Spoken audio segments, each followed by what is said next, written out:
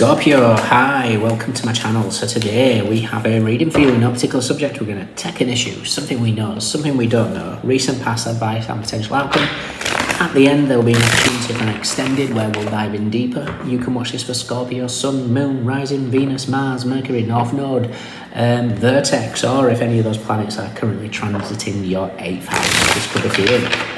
Thank you, however you support the channel, very much appreciated. All information is in the description box. Cross-watch is more than welcome. Just hit the more button below. That's not cross-watches, that's the all the information's in the description box. There is an extra offering on the website now for a private read based on readers that maybe are getting their own cards and not quite getting the message. We all go through these little blocks, and we can't, difficulty reading for ourselves sometimes. So there's an offering where basically you take a photo of your spread and I read it for you, and trying to see if there's anything hidden that I can pull out. So if that interests you, in the description box. Scorpio, why do I feel like it's like an anticipation about something, and it's like you try to keep yourself busy. So if, say for example, this is pregnancy, this is like nesting, getting everything prepared, but it more feels like something's arriving, hence why I use the phrase of pregnancy, and you don't know what you're preparing but you're preparing. So there's this like, I don't know, do I need to clean this? Do I need to re-clean this? Do I need to be here, there, everywhere? There's like this almost anticipation versus feeling that you need to be doing something, but I don't think you need to be. I think it's a case of everything's just lining up, and it feels foreign that you don't have to push for something. So it just, I don't know, there could be just this need to just sit, simply be. You guys are ruled by Mars as well as Pluto. Aries had a similar message, and then ruled by Mars also. And theirs was about the wheel spins when stillness happens. So there could be a connection here with Mars. Mars is in your 12th house as we speak, which is a difficult one. Mars in the 12th house feels like you've got all this energy, but then you're just running against a brick wall. So maybe just calm down. Let's see what's going on. What is going on, Scorpio? One more.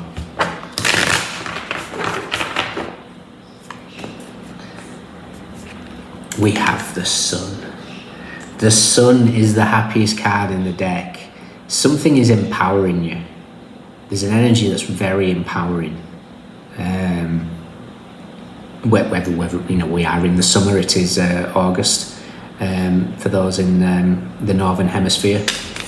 It could just be something feels good. The sun feels good. What do we know?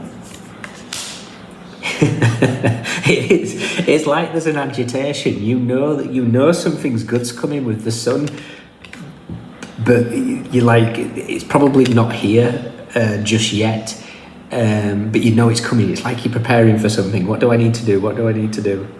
What don't we know? Oh, beautiful. Recent past. Yeah, it's like you've remembered who you are again. What area of life that is, it doesn't really matter. It could be several areas. You could have gone through quite a transformation, and like, again, it feels foreign. There's this energy that's coming in, this energy of the sun that's trying to embrace you, and it could be you found your cycle. Don't get caught up in genders when I say that. I know that feminine energy is more in tune with cycles, but men can just be as in tune with cycles as well. The sun, I know, for example, when I went to my Mars line, thinking I was going to be full of energy, my 12th house is huge, but when I was on my Mars line thinking I was going to be full of energy, the sun was in my 12th house, and it was a battle. It was a strong battle. So there's this energy of cycles. You know, for me as a male, it was energetically, I needed to be aware that I wanted to do certain things, but the sun in the 12th was making me not as full of energy. And again, feminine cycles, etc., usually link with the moon. And the reason why I say that, recent past is you guys, deaf, but what's really standing out is the turtle at the top. Now, the turtle's shell is the perfect cycle of the moon. They have 13 sort of larger squares surrounded by 28 smaller squares, adding up to obviously the 28 days of 13 monthly cycle. Technically, if we didn't start messing around with true nature. So this could be you aligning to that, and it's kind of not a rhythm out, you know, society's cycle versus your cycle, and there's a discrepancy, but something feels like you're more in tune to your body, and then everything around you is out of tune, if that makes sense. I hope I'm making sense. Advice. And potential outcome. Oh, beautiful. It's like you're preparing for something here. You just don't know what you're preparing for. What you're preparing for is an open heart, and abundance and blessings. What the Nine of Swords represents, it could be a meandering to get there, but the more that you sit in peace, quiet, stillness, the more the universe can move whatever needs moving around.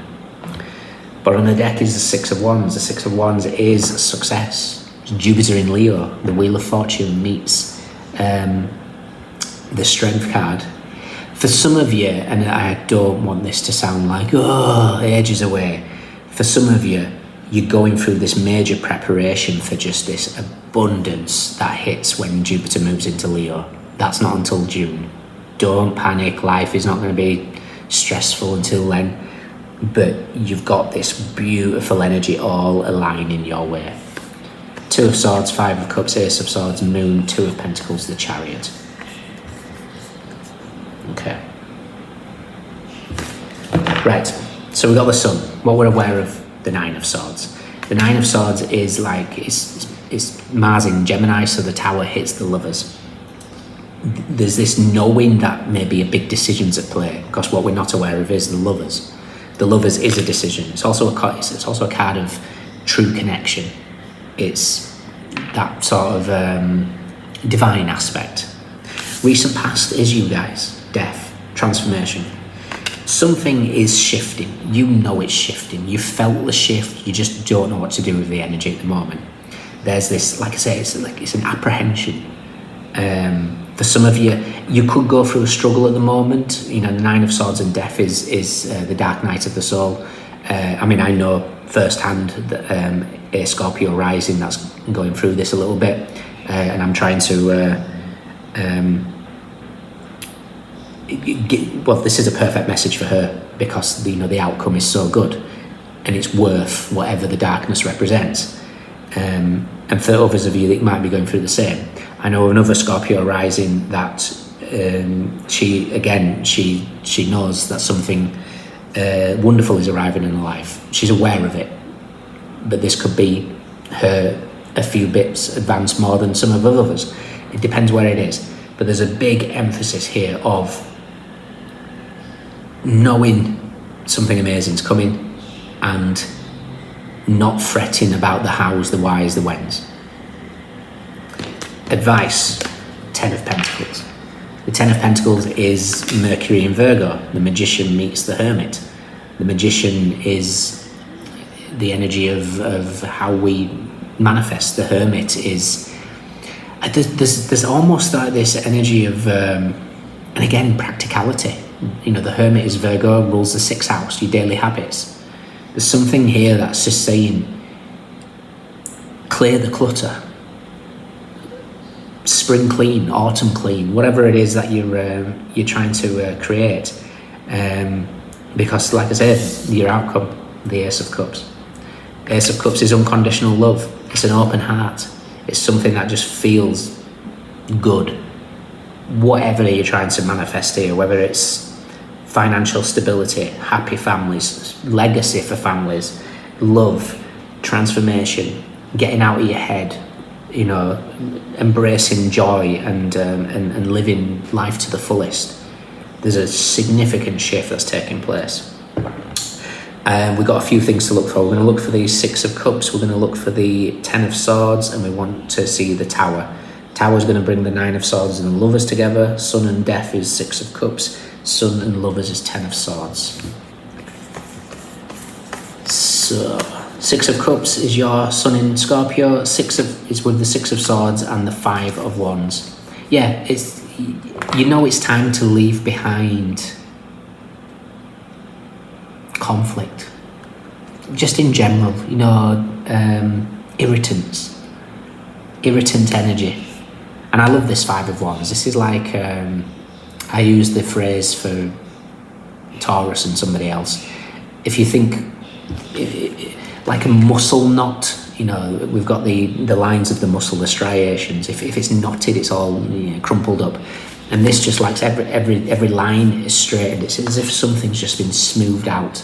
So this could be healing, physically healing something. Maybe chronic pain has gone away. Something it just feels like it's been smoothed out in some format. I like it.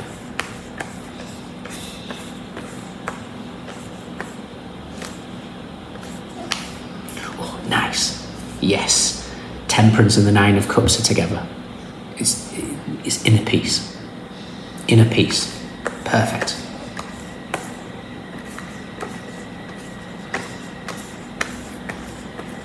Tower is with the Four of Cups and the Fool.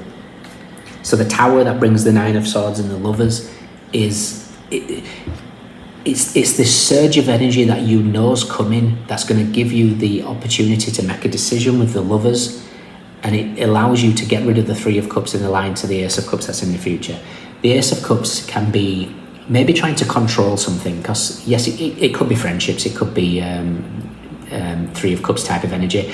I'm more seeing it as the breakdown of the Three of Cups, which is Mercury in Cancer. So the Magician meets the Chariot. Now, Magician and Chariot together is willpower. That can be brilliant. Willpower can be fantastic with whatever you're going through. But willpower, when it's over dominating, is an overstimulated solar plexus, which is power plays. It's I think you're just done with power plays. You're done with these little battles of, I don't know. It's like your body's just not putting up with anymore. If you feel somebody coming in, whether that's a random conversation, a friend, a lover, a client, whatever it is, if you feel like a power play is going to be at play, you're done. And there's great power in that. There's great power in walking away. There's also this Four of Cups with the Three of Pentacles here. Now, the Three of Pentacles is my little nod to the Narnia. And it's like you've been, this Ace of Cups that's been offered to you here next to the Three of Pentacles, it's like you've been given the gift of the Narnia. Now, the Narnias weave their reality. It's lavender, spider medicine. And there was something really interesting that I'd come across, if I can find it. I was just reading about the Narnia, and there was a specific message. Did I screenshot? I did. Influence. And that's the Six of Wands here. The Six of Wands is influence.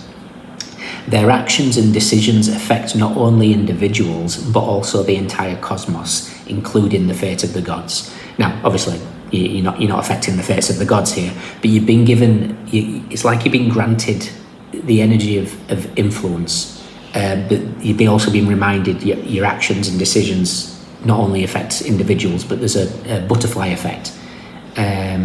So again, when I see something like that, it's the Spider-Man, with great power comes great responsibility. So it's like you've been given a significant gift here. Like I say, this could be a physical gift in terms of you know, the sun and death could be clairvoyance, spiritual gifts. This could be opportunities. This could be financial gain. Financial gain, if it's coming here, is saying, you know, don't hoard. You know, if you can help somebody, help them. If you can help, the card for connection and charity is Six of Pentacles, but it also can be the Six of Cups, especially when it involves children. Six of Cups is your card, you know. So if your energy can help others in the future, because there's abundance coming, do it. You know, the universe will reward fantastically. The devils with the hermit, when they're together, it always gives me an indication of like cancelled plans. So if anything gets cancelled or chopped and changed or brought forward, it's meant to be. Don't fight these things. But yeah, I like this. I think there's big abundance coming. Your final card's the Two of Cups. So you've got your lovers, what you're not expecting, and your final card is the Two of Cups. You're getting everything you desire. Ten of Pentacles and the lovers and the Sun and the Ace of Cups in one spread. And the only thing that you have to do is get out of your head. So we need to welcome great opportunities, but in the meantime, we need to clear the clutter. There's just something, what the clutter means, I genuinely don't know. There's too many of you watching. Again, as something that can be a pregnancy card, you know, like a pregnant mother would do. It's the nesting, it's the cleansing, it's the clearing of the space. Whatever it is that you're trying to do, birth, metaphorically, it needs prep, it needs cleansing, it needs clearing. So, you know, if this is, you know, you're dating somebody and you're going to invite them back to your place, you don't have it as a, you know, pigsty. It's cleansing the space. There's so many things that I could go into direction with. All I know from this is you've got fantastic energy coming in. It's like you've found your power, or at least you're in the process of finding your power. And all that's left next is the Ten of Pentacles and the Ace of Cups. Beautiful. Open your heart, Scorpio. Blessings are coming. In your extended, we're just going to clarify these, see if we can get any deeper. If you can join me, fantastic. If not, let me know if it resonates. We have Leo, we have Mars in Gemini, we have Gemini, we have Scorpio, Mercury in Virgo, Jupiter in Leo, Moon in Libra, Mars in Scorpio, Cancer, Pisces, Jupiter in Capricorn, Cancer, Mercury in Aquarius, Sun in Scorpio, Saturn in Leo, Mercury in Cancer, which is interesting that Mercury in Cancer, the Three of Cups we spoke about, is with the Knight of Cups and the Five of Wands. It's like you're done with other people's influences as to what you want. You know, if friends say, oh, no, I don't think that's for you, you know, I know what's for me. Yeah. You are empowered, Scorpio. Fantastic. Okay, Swords, Pentacles, Cups, Wands, everyone's here. Those are your standouts. Let me know. Take care. See you soon. Bye.